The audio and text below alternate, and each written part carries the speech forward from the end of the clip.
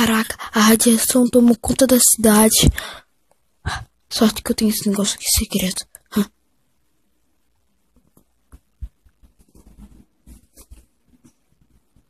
Deixa eu pegar esses cartuchos.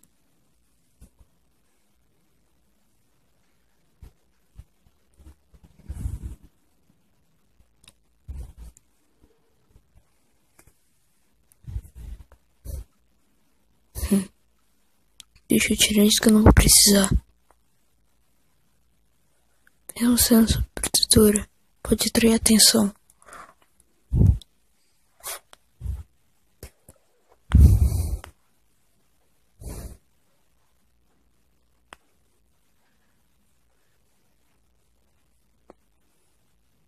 Não, ai tá!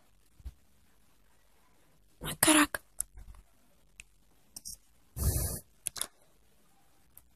Deixa eu ir disfarçado.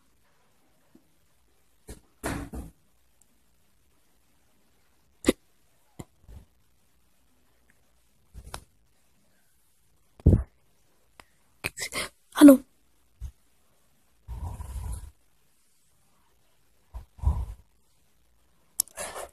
O que será que tá acontecendo com a cidade?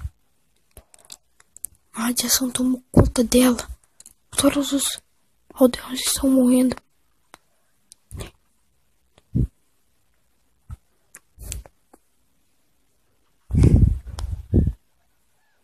O clube de piscina tá vazio.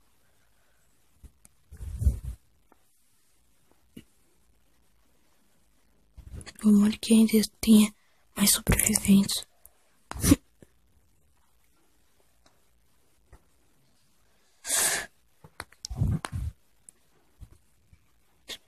Um aldeão.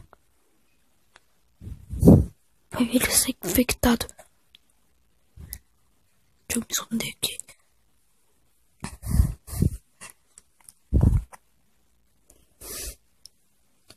Caracoles.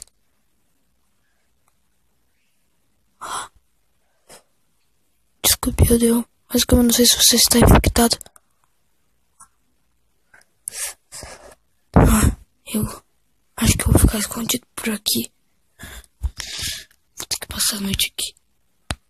Enquanto isso, a radiação tomava conta da cidade. A cada momento, um novo habitante virava um zumbi.